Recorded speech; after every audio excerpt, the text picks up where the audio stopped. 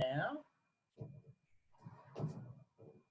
Okay, so this is an introduction to how to use Google Sheets, introductory level.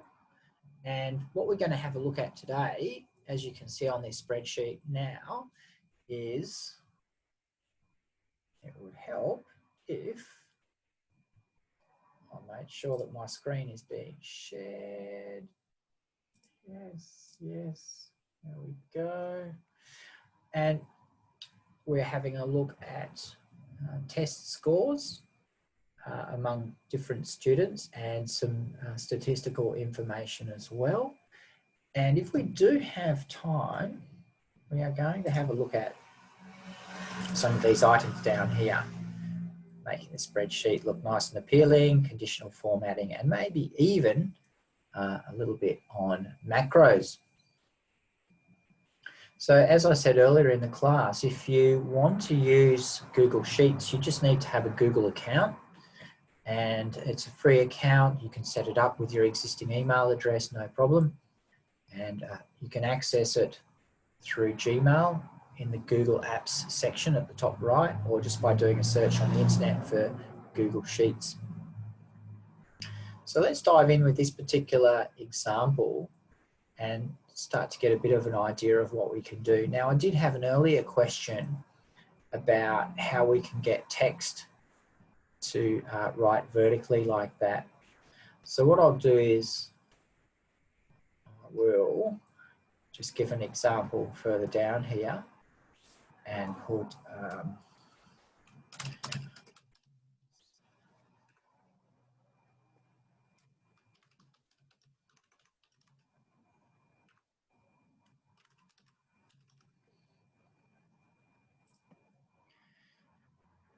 so in essence, you can put the text that you want just in here like this. But then if you go over to this little icon here, text rotation, this is where you can change the direction of your text. So you can have it on a 45-degree angle. You can have it pointing down vertically or up vertically. And what I've done so far with this particular text here is I've just had it going up vertically. And that doesn't look quite as good, so I need to select cells A16 to A18 and then simply merge cells. And you can see it's not quite centered, so to center it, I just go over here to vertical alignment, click in the middle, horizontal alignment, click in the middle, and we're all good to go. So Prezi, does that answer your question? Yes, it does. Thank you, Leo. Yes, absolutely. Yeah, it's good because I know that if I had to do that using Excel, it would take me half an hour to find out how to do it. Whereas, you know, it's right here now in the ribbon and it's quite easy to use. Yeah, actually it just jogged my memory too. Thank you. Okay, good. No worries. So the other aspects that I've got here that we need to have a look at, and these are just some basic sort of statistical information, and these are around average, minimum, and maximum. And these particular functions can all be found over here under functions, funnily enough, and if I click on them, there they are here. Now, the first thing to remember is, let's just say I want to find the average of cells C2 right through to F2 here. The easiest way to do it is to click in the cell where you want the answer to be and select the cells themselves. So what we're doing here now is we want to know the average score, tests 1 to 4 for Fred. So that's all set up, that's good to go. Now all I have to do is come over here, click on the functions, and then, yeah, you guessed it, average. Okay, and so what that's telling us now is it's selected this area C2 through to G2. Now actually, we don't want G2 because there's nothing in there. So what I'm going to have to do, I might just undo that formula over here. This is undo, if it will let me. Okay, in that case, I'm just going to delete the formula here in the formula bar. All right, I'm going to start again. So I'm just going to select these cells here, the ones that we actually want answers from. So these are the test scores. Go back over here, go to average, double check the formula. So it's equals average C2, yes, C2, through to F2. That's perfect now. If I'm happy with that, then I can press enter on the keyboard. And it's given me the answer here. Now, there's a really cool thing that's happened in Sheets, and they didn't always used to do this. It will make a suggestion around completing the formulas down, pasting these formulas down, and it's called Autofill. And if I wanted to accept the autofill, all I would have to do is click on the tick and boom, it's done them all. Now that's a pretty cool way to do it. As I said, it didn't have that function before. If you want to do it another way, if for some reason or another you don't get offered that option, I'll just undo. What you can do is select the cell with the formula in it, go over to the bottom right hand corner until you see the crosshairs, click, hold and drag, and you copy the formula down, however that formula is applied to the rest of the students, Mark, Angie and Jenny. Okay, so we've got the average for all of them. Now, that's going to save time from doing it manually already, you know, adding up all the scores, dividing it by the amount of tests to get average. Now, there might be another 2 or 3 tests in here. So let's just say, you know, there's a couple, let's see, there's a test 5 and 6. I select these 2 columns, G and H, and I insert 2 to the left. So now I can put in test 5, test, whoops, 6, and if I add in the test result for test 5,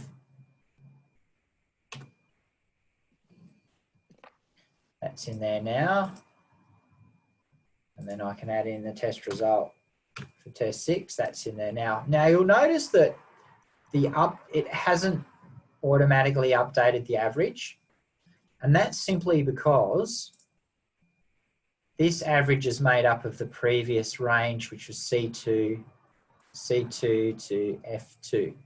So all I have to do in here to change that is make it to what would I have to put in here? Does anyone know the answer? C2 to H2. Very good. Thank you. And you can see that this has been updated accordingly. Now see how here we've got that recurring 3. We want to keep it just to 2 decimal places, so I can reduce the decimal places up here. Oh, there we go. Keep it consistent. Now I have to make sure that I copy this formula down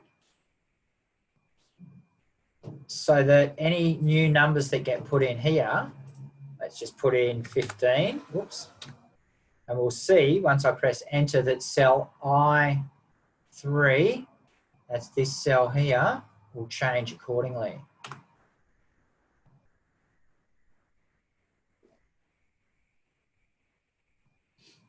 All right, so this will take a little bit of practice for you to do. You have to be good at clicking and dragging and your mouse skills have to be quite good to do this well. Now, we're ready to move on. So is everyone okay with that so far?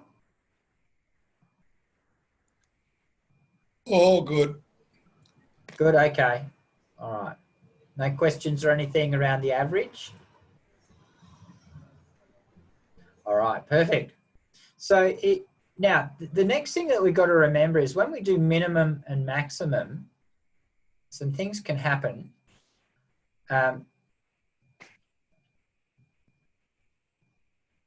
probably the way I would do it here is click in the cell. So I'm just going to make it clear that we're doing minimum right now.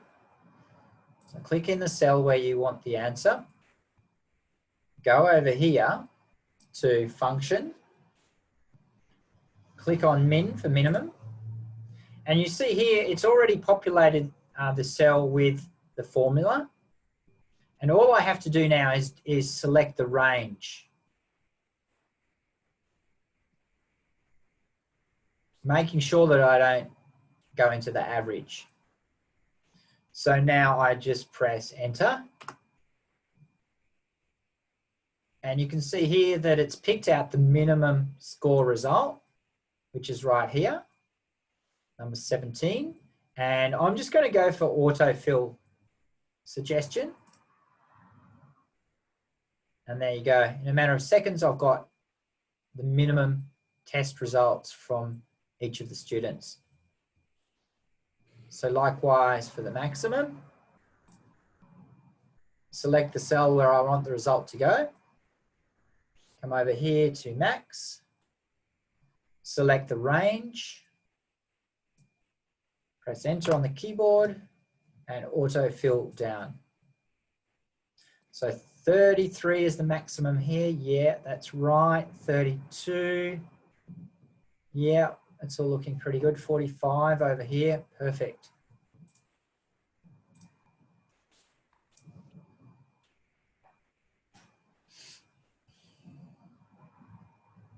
And I'm going to get rid of these decimal places.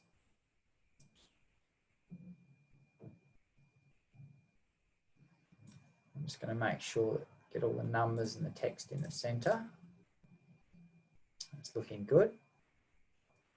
And maybe what I can also do just to make it a little bit clearer is I can just draw a bit of a dividing line in between the last test and the beginning of the stats. So I'll do that by selecting the cells, go to borders and put a border on the right. You can see that helps a little bit.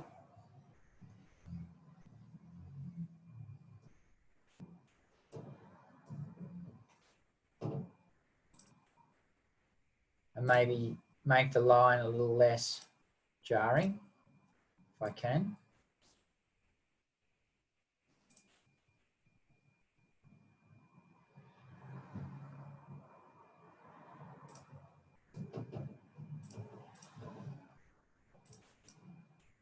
Not much happened there.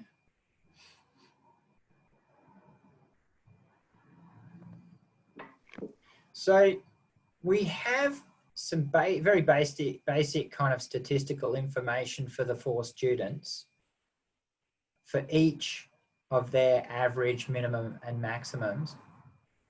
But what about if we wanted it by test? So rather than results by student, we want results by test, in which case I want the average for test number 1.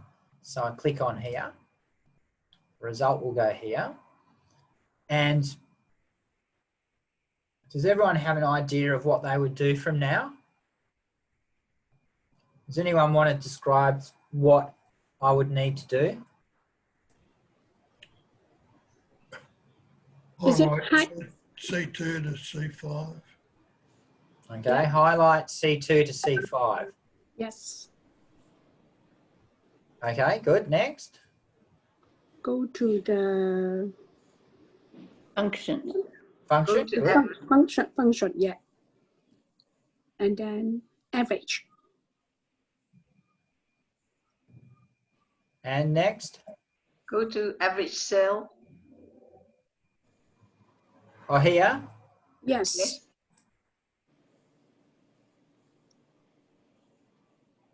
Oh, Why? you didn't click in your answer cell first. Yeah, that's right, Diane. Yeah, so you always click. Look, not always. Actually, I'll correct that. So I'll just show you what happened here. You're exactly on the right track, everyone, but you can get away with doing that if the last, for example here, we could do that because when I selected here, the program itself automatically puts the result next to the last test. So the average went there. But for these other ones, I had to click in the cell where I wanted the answer, because if I'd selected that, it would have gone and put the answer in here for both minimum and maximum, and we didn't want that. So what happened when we selected these cells here and we went up to average and said enter, it's just popped the result in here. So if we want to make sure that our result goes where we want it to, which is just here, we have to go up. So it's select cell. I can put a little note here, which I think will make it easier for everyone.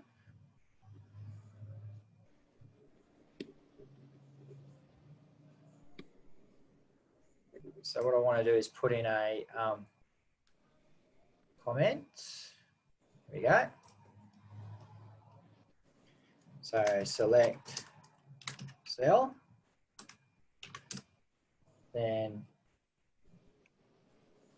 functions, and average, then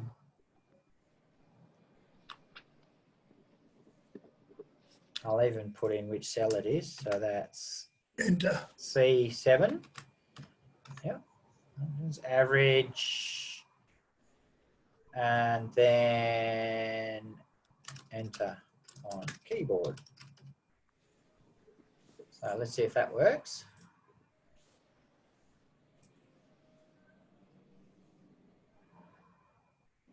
Average.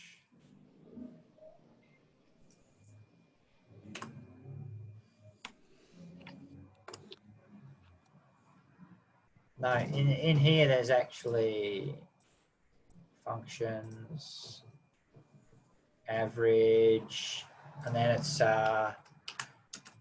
select cell range. Okay.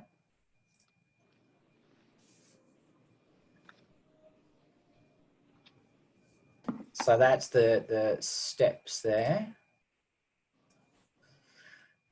And of course, now what would I do? Would I have to repeat that process for test 2, 3, 4, 5, and 6? No. What could I do? Where it gives you the option All right. to fill, just accept it. Okay, you first, Diane. Where it gives you the option to autofill, you just tick it. Autofill, yep. Yep, was that what you were thinking, John? Well, yeah, you've got to get autofill to come up. Autofill, okay. So to do that, I just have to, now when we say autofill, what we're doing is we are automatically filling the formula into selected cells. So rather than repeat this whole process that I did just there for column C, I can select cell C7, which is just here, go to that bottom right-hand corner till I get the crosshair, and then drag it across for the whole range. Yep. And let go. Boom. Now what I also want to do is I want to see how I'm getting to 2 decimal places. I don't want that anymore. So if I want it like that, hang on, oh, what's happened here? Oh no. I'll just do it for here. Right, let's just do that. I just need to decrease decimal places down there. That'll do that for all the other cells now. So I can see now quite easily the average student score for each test. All right. And now I'm just going to go through for minimum. What do I do now, please? I want to get the minimum score for test 1. Select minimum function. Click Click on C8 good, thank you. Yes. and then select the function on the minimum. Enter. Oh, you got to have the range. Range, very good. Excellent. And then enter. Perfect. Well done. Click on C8 again,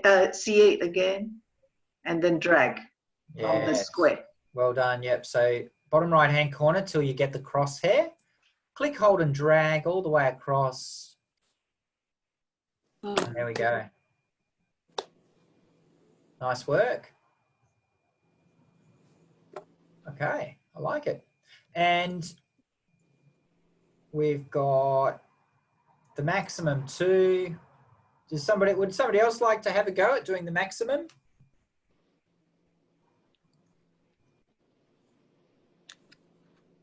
All right, I'll do it. All right, so I've selected the cell that I want the answer to go to. I go up to my function. Yeah, and I go to maximum. Yeah. And now I just do the Select the range. The range, good. Copy across or autofill? Autofill. Autofill. Autofill. There it is. Mm-hmm. All looking good. Mm-hmm. And look, I can do the same now for average. I can do the same for minimum. I can do the same for maximum. But I think you all get that. You all get the idea now, how that's sort of working.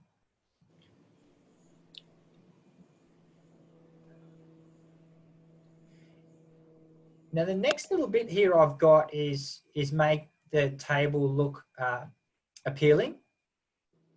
And there's one way you can do it, and I kind of alluded to it last time under the fill color. So you see, I don't know, maybe I want to draw attention to the average. I can go to fill color, and I can highlight it. I can fill it in that particular color. Or maybe I want this cell to stand out a little bit. Light grey 1. Light grey 1. Hello. Hello. Yes. Yeah, I didn't want that. Maybe I need a more distinct color there. There we go. So we can just do things like that if we want. There you go. Or this is something which is pretty useful, I find. We can go up to Format, and we can go down to Alternating Colors. So it's Format, Alternating Colors. And over here, you can choose some basic kind of styles. And how that will turn out, you have to make sure, actually probably the best way to do that is just select the area that you want to apply the formatting to. Go to Format, Alternating Colors, and you can have it that grey sort of scale. So you can see that looks like that. Or you can try turquoisey color.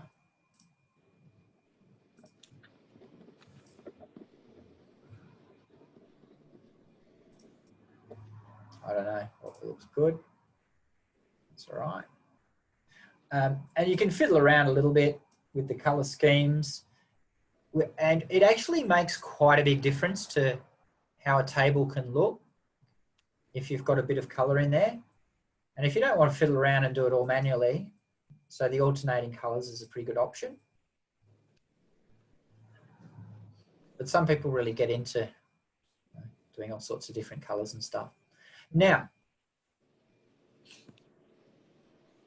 if you can imagine a university lecturer, now this is a year 1 teacher, they probably have 25 kids in their class. A university lecturer might have hundreds. He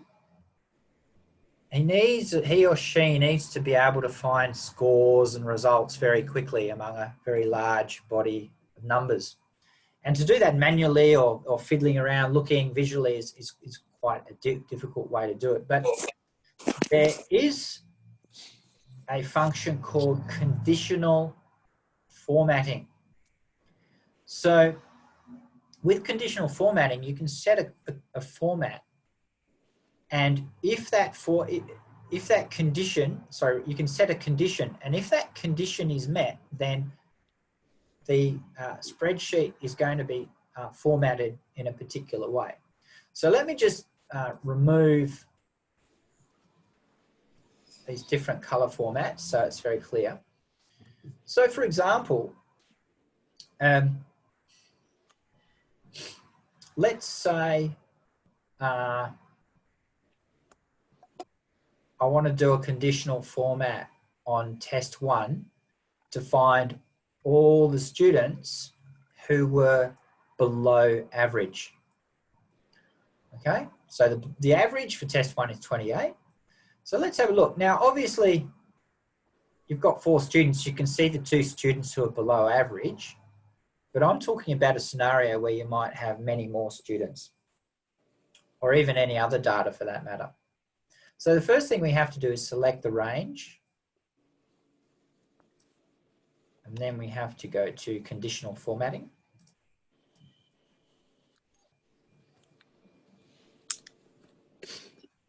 And we simply just go through each of these steps.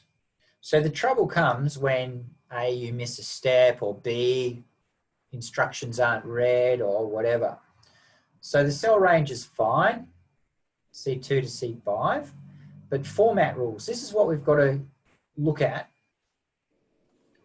to make sure that we get this right. So the first option is format cells if is not empty. Okay, so we need to change that.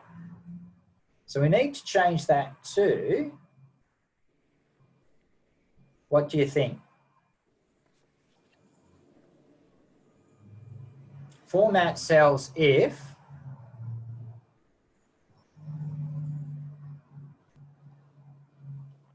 remember, we want the scores that are less than average.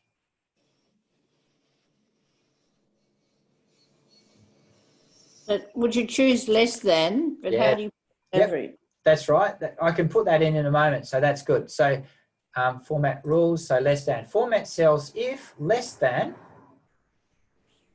and this is where I can put in the a formula or an actual value, i.e. a number.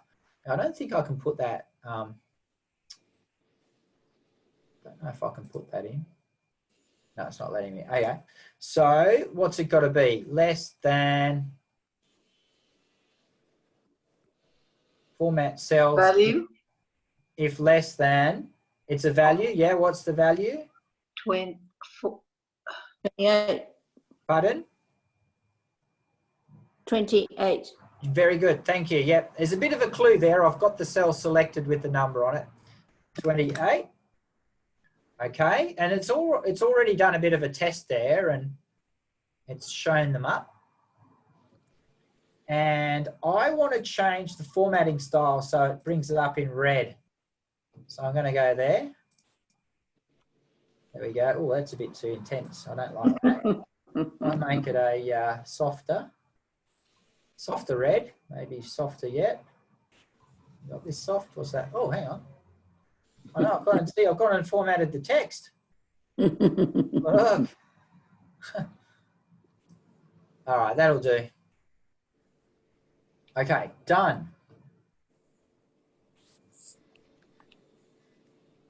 So there's a few steps there, but you can already see that it's going to make it very clear what's involved in, you know, creating that conditional format so that it's much easier to interpret information. Who's confident they could do that? Maybe after looking at this video again. You can try it. You can try it on the practice sheet that I sent you and let me know how it goes. We haven't really got much time, but you can just imagine that if you want to do all sorts of other things, you can see how conditional formatting can be used. Unfortunately, we're not going to have a look at macros, but maybe, I don't know, Alfie, if you'd be interested in having a look at how to do a macro in Sheets. I've tried it a few times, but you know, then if you don't use it for a long time, then you forget again with macros, I find, for me, Yeah. Well, my old brain. With macros, as far as I know, it's as simple as just going to macros here, record a macro, and then see if this works.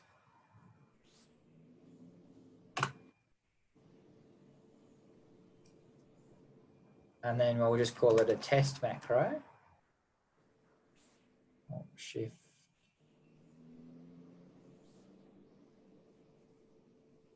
Okay. But then when I tried to run the macro, it didn't really work. So, there it is, test.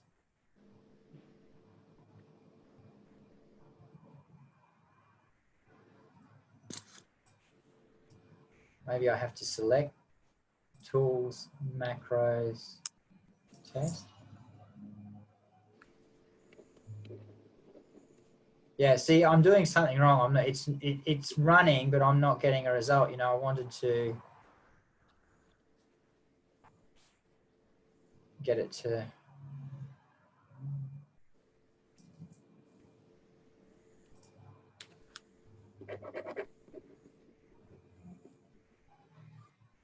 I'm sure it's pretty easy. I'm happy to look it up though.